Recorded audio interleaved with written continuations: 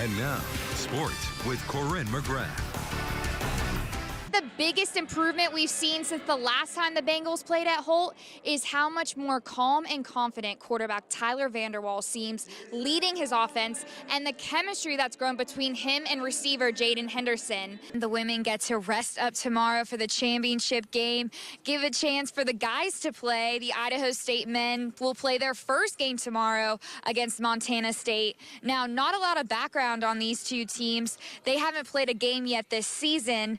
With sports back in action, that includes bowling. Today, Tough Guys Lanes held the Eastern Idaho Invite. There's always tension in a state title game, but being conference rivals, you can feel the tension in this stadium. I've never seen Holt Arena so packed, so loud, and what many call the greatest show on snow. Snowmobilers from all across the country into Canada are here to compete in Jackson Hole, Wyoming, in the daddy of all hill climb events, the World Championships. I know you've only played 9 holes so far, but any trees that are going to have to be planted on this course after you leave? I can think of a few I'd like to take out. Idaho State faces the 7-2 BYU Cougars, the 17th ranked team in the country. Now, Idaho State was able to get on the board, but so far BYU has ran the show. It's currently 42-7 at the half. Well, if you're from Pocatello, you know his name, but now it's time for the rest of the country to know it too.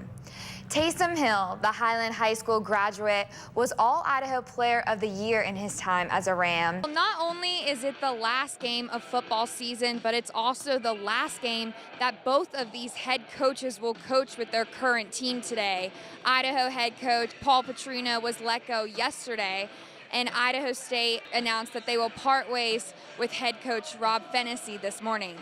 It was quiet without fans in the stands, but both the guys from Boise State and Utah State knew that this season may not have even happened this year. Thanks, Matt. This season goes to prove that the ISU Bengals are just as disciplined off the court as they are on. We've said it again and again this year. The chemistry between those two has been the driving force on Century's offense this season.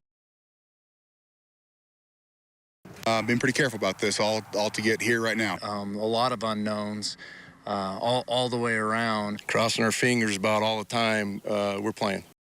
In a COVID-19 world, with so much uncertainty, we're not in control of very many things right now.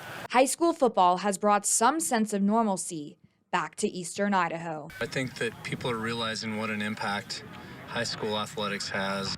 Playing football during a global pandemic means more precautions. We've been able to roll with the punches, and there's things we have to do different, obviously, with making sure that kids aren't using the same water bottles and social distancing and wearing masks on the bus and trying to keep them all safe. It also means playing every game like it's your last. Every day we realize that tomorrow is not a promise, even more now this year than ever. And so we're really just focusing on just embracing every single day. Using this experience to grow stronger as a team.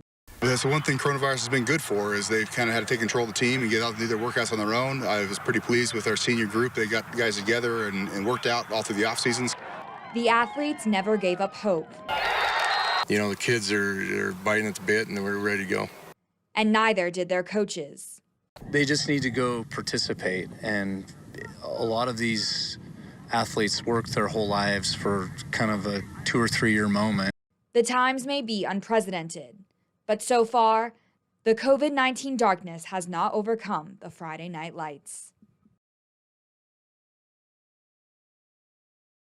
Post-traumatic stress disorder can develop when someone experiences or witnesses a traumatic event. The U.S. Department of Veteran Affairs reports that up to 20% of returned veterans suffer from symptoms of PTSD. For the last 5 years, a nonprofit in Pocatello, Idaho, has been working to help veterans overcome these personal struggles in a very extreme way. I did some combat, and you get a certain rush, and you get feelings that are hard to deal with because you don't get those types of feelings anymore. And these extreme sports that Russ does with this organization, they're not the same feelings, but they're similar in a lot of ways. Pocatello local Russell Davies returned home to the Northwest after serving multiple tours in Iraq and Afghanistan. And that's when he found his love for whitewater kayaking and the healing benefits outdoor action sports possess. And it was always kind of a thing that really helped me change my direction in life, get me back on the right track, and knew it could probably help a lot of other veterans be able to have that closure from post-traumatic stress. Davies decided to launch the nonprofit PTSD to help veterans get involved in extreme outdoor sports. Around 2018, I was in a bad place, and the counseling and the medications and everything, it wasn't working. Army veteran Douglas Fry was willing to try anything to help his condition. And when he found out about the organization PTSD, he felt a spark of hope and registered for the mountain biking class. Within 5 minutes of landing here, I saw Russ and the guys. It just changed my life all of a sudden. And then at the end of the class, I had a new life, and I told Russ this once before, it ended up saving my life. The organization flies veterans from all over the country to Pocatello for 2 weeks, supplies them with the gear they need, and teaches them one of many outdoor sports from rock climbing to skiing, while building a safe space where veterans can bond.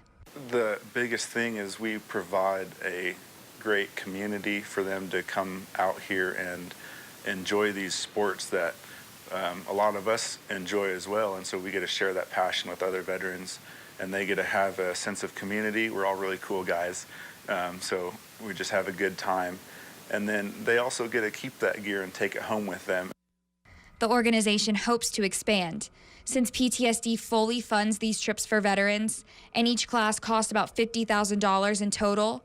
They rely heavily on donations and fundraisers, which has been difficult to organize through the COVID-19 pandemic. It's played a major role on our funding, but we've been able to continue forward with our mission and help those veterans.